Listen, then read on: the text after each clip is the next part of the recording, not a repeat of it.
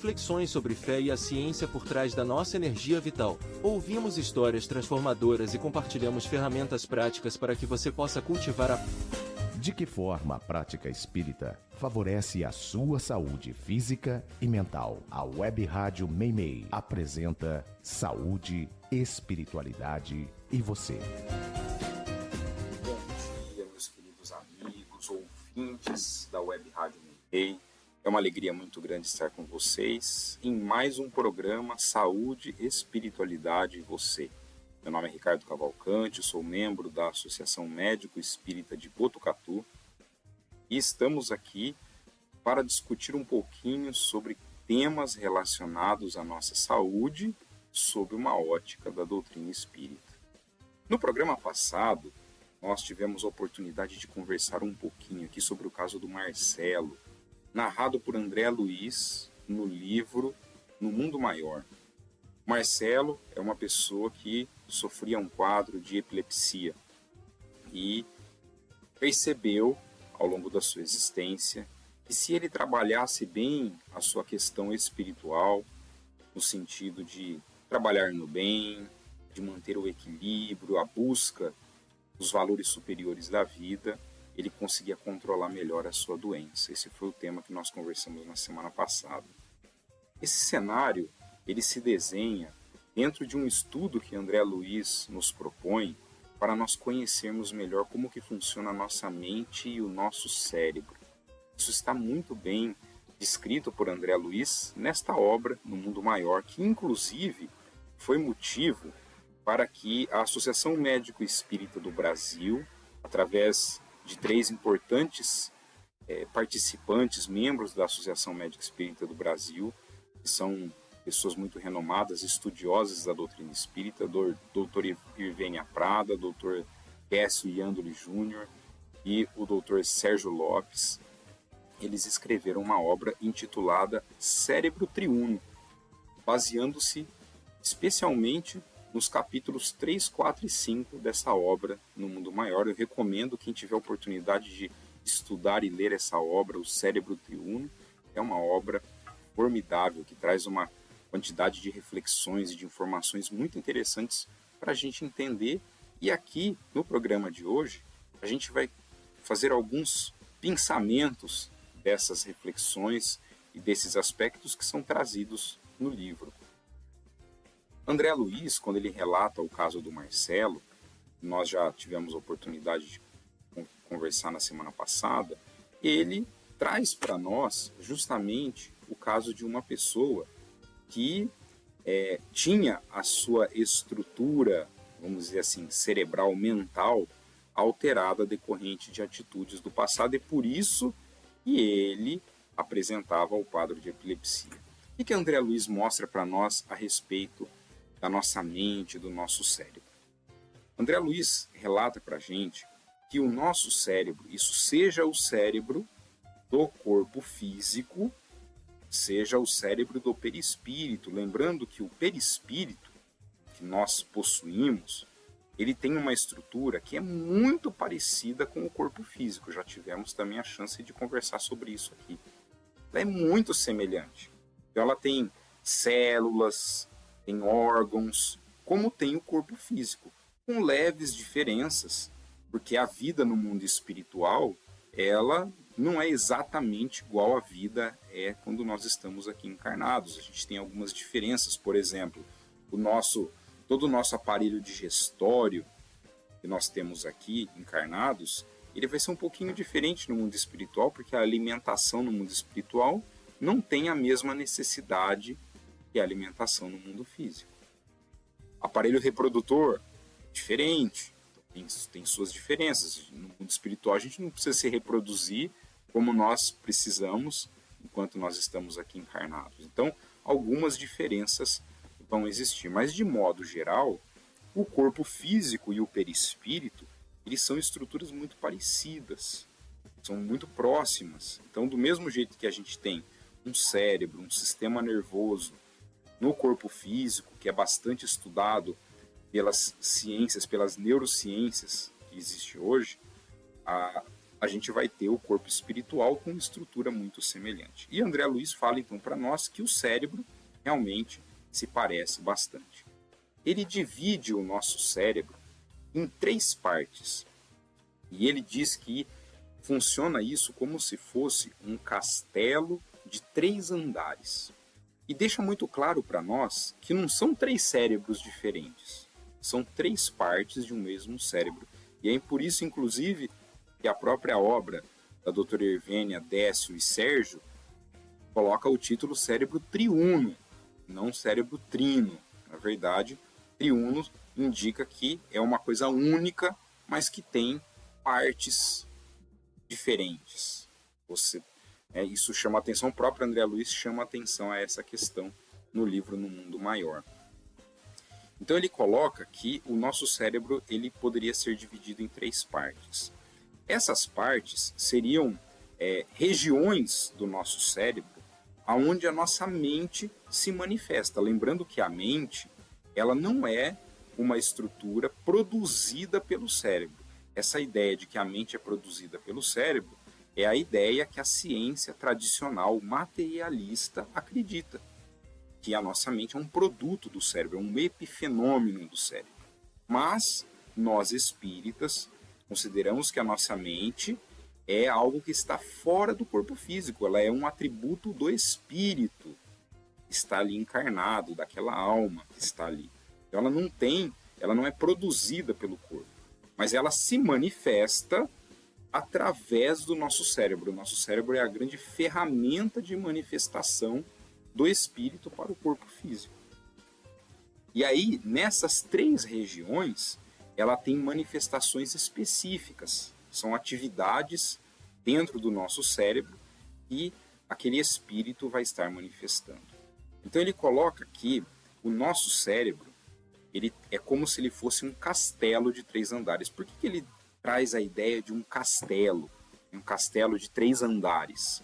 Porque essas estruturas no cérebro, elas estão uma sobre a outra. Então a estrutura mais primitiva é a que está mais embaixo, a mais avançada é a que está mais em cima. Então é como se fosse um castelo, tem o primeiro, o segundo e o terceiro andar. E as suas funções são diferentes, elas vão mudando de acordo com esses locais. O andar mais inferior, que é a parte mais baixa do nosso cérebro, é o que André Luiz chama de cérebro inicial, que corresponde ao quê? Corresponde à nossa medula espinhal, que é essa porção que passa aqui, atrás, dentro da nossa coluna, sai do nosso cérebro e passa por toda a nossa coluna, que é de onde saem todos os nervos que vão para o nosso corpo. Então, essa é a medula espinhal. E também faz parte desse cérebro inicial o tronco cerebral. O tronco cerebral é a parte, vamos dizer assim, quando a medula espinhal adentra a nossa caixa craniana, é a estrutura que vai estar ali em contiguidade com aquilo que forma a medula espinhal. O tronco cerebral é a porção mais primária, mais primitiva do nosso cérebro. Ali a gente tem os centros que controlam todas as nossas funções fisiológicas básicas. Então a respiração, o batimento cardíaco, o próprio controle do ciclo sono-vigília, tudo passa ali no tronco cerebral. O tronco cerebral, ele controla as funções viscerais, está tudo no tronco. O tronco ele é a parte, vamos dizer assim, mais primitiva. E aonde a gente vai ter o que nós, que a própria medicina, a própria neurociência identifica, todos os fenômenos automáticos, então todo o automatismo nas nossas funções fisiológicas, para o nosso corpo funcionar, estão ali. Então, por exemplo, a gente não precisa pensar para respirar. A gente simplesmente respira. A gente não precisa pensar para o coração bater, o coração bate. A gente não precisa pensar para ter sono, para acordar. São funções fisiológicas, para ter fome. São coisas que a gente simplesmente sente. Por quê? Porque é automático. Nosso organismo aprendeu a fazer aquilo automaticamente. Então são os automatismos, eles estão ali. E o André Luiz coloca que toda essa estrutura compreende o cérebro inicial, aonde é a sede dos automatismos, aonde está ligado também as áreas do cérebro que aonde a gente acumula as nossas memórias. Então, André Luiz, ele coloca que esse também é um setor importante ligado às nossas memórias. E também a tudo aquilo que a gente traz do passado. Então, todo o nosso vínculo com o nosso passado, com tudo aquilo que nós já vivemos, então não só o automatismo, mas as memórias, todo o conteúdo do passado também está vinculado a esta região, que é o tronco cerebral mais a medula espinhal. André Luiz também fala para nós que no cérebro inicial está a sede do nosso subconsciente, ou seja, aquelas memórias espirituais que também ficam ali, armazenadas. Elas estão vinculadas, né? Elas são expressas nessa localidade. Depois nós vamos ter o cérebro intermediário, ou seja, o segundo andar. O primeiro andar, cérebro inicial. O segundo andar é o cérebro intermediário, que ele diz para nós que é o nosso córtex motor. O que é o córtex motor? O córtex motor é toda aquela substância que reveste o nosso cérebro. E quando a gente olha aquela imagem, né, seja na TV, na internet, que a gente vê a imagem de um cérebro, a gente vai ver aqueles monte de estruturas tortuosas, sinuosas ali, né, que compõem, né, a superfície do nosso cérebro. Aquilo é o córtex motor. O que é o córtex motor? Como o próprio nome diz, ele é a parte do nosso cérebro responsável por todo o nosso movimento, por tudo aquilo, por toda a nossa interação com o mundo presente aqui, com aquilo que nós estamos vivendo. Então, como é que a gente interage com o mundo? É com o córtex motor.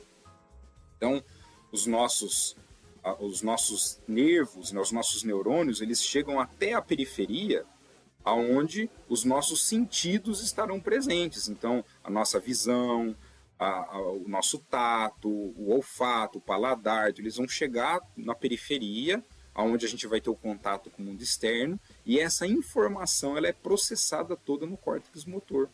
E aí, esse processamento da informação gera as nossas ações. Então, o córtex motor ele vai servir para coordenar, para comandar todas as nossas atitudes presentes. André Luiz fala para nós, então, que o córtex motor ele é responsável pelo quê? O que manifesta da mente ali?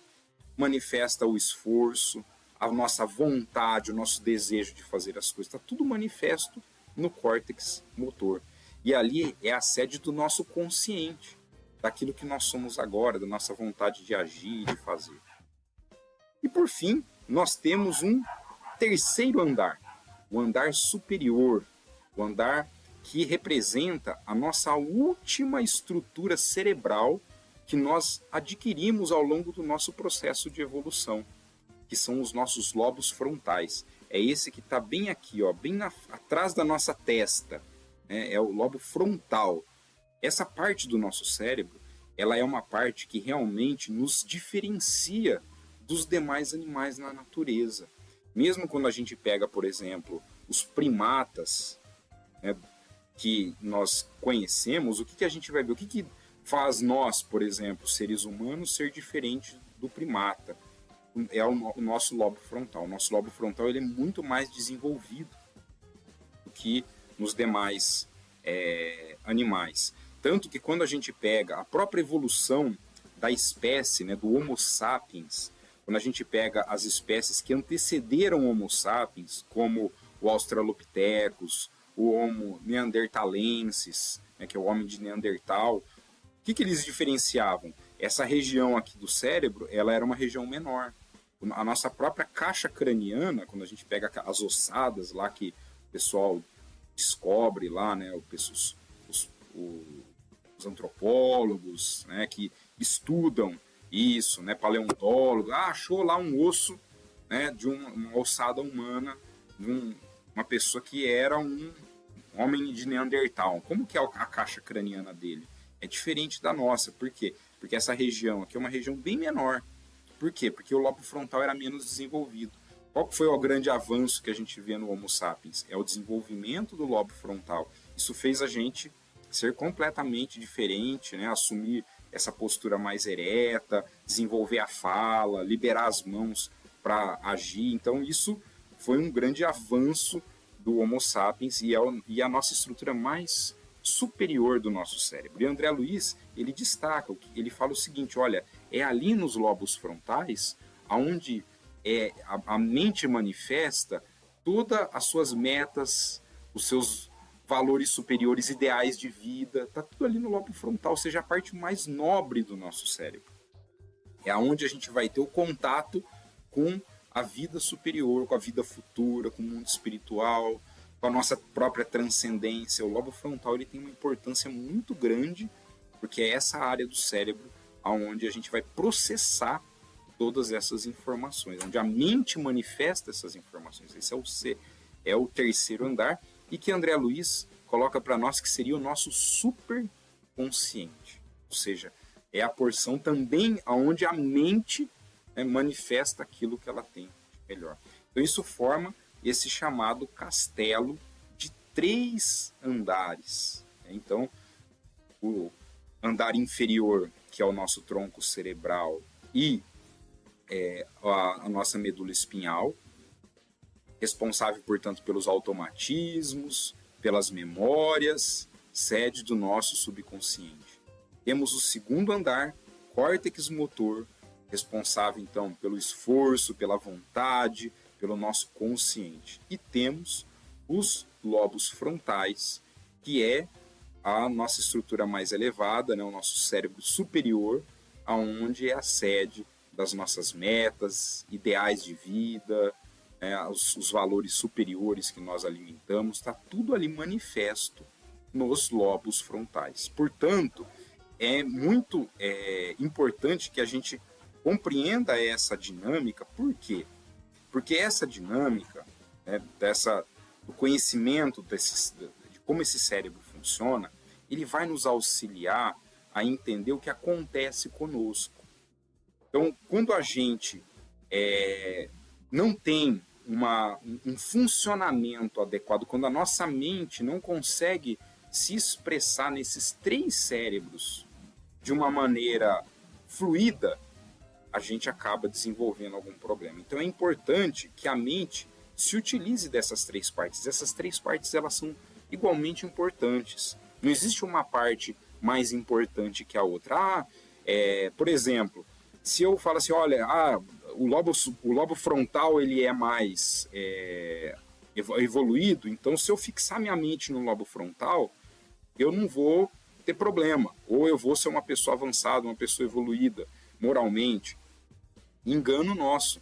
Se a gente fixar nossa mente no lobo frontal, esquecer o córtex motor, esquecer o nosso cérebro primitivo lá no tronco cerebral, na medula espinhal, o que vai acontecer conosco? A gente vai viver uma vida de contemplação.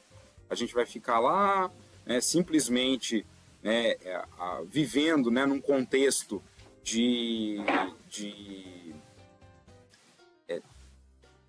contemplação. Por exemplo, uma pessoa que fica ali simplesmente só em oração, ou em prece, ou simplesmente em meditação, e ela não faz nada. Ela precisa do córtex motor para tomar uma ação, ela precisa do córtex motor para manifestar a sua vontade, ela precisa, por exemplo, do seu cérebro primitivo para utilizar as experiências que ela já passou, aquilo que ela já viveu, aquilo que já aconteceu com ela, para que ela possa saber o que ela vai fazer no futuro. Porque as nossas experiências passadas, elas são importantes para nós. Elas são essenciais para que a gente possa agir daqui para frente, não cometer os mesmos erros, aprender com aquilo que já aconteceu. Então a fluidez nessas três partes do cérebro, ela é importante. A mente precisa se manifestar nessas 3 partes. Claro que em determinado momento ela pode ficar mais fixa, ou em determinado momento ela pode se intensificar num determinado ponto, mas ela não pode ter bloqueios para passar por isso, senão a gente adoece. Quando a gente pensa no caso do Marcelo, que a gente discutiu na semana passada, o Marcelo era uma pessoa que havia, por conta dos erros do passado, ele havia se fixado no cérebro intermediário. E isso dificultava ele de fazer as coisas. E isso foi levando ele ao processo que culminou num adoecimento, numa encarnação em que ele era portador de uma epilepsia. No próximo programa, a gente vai conversar sobre casos que André Luiz nos traz para exemplificar para nós como que o funcionamento desse cérebro, quando ele não é adequado, ele pode levar a nós a um processo de adoecimento. Então, convido a todos para o próximo programa estar aqui conosco para a gente refletir um pouco mais sobre esse assunto. Que tenhamos todos uma semana de muita luz e muita paz.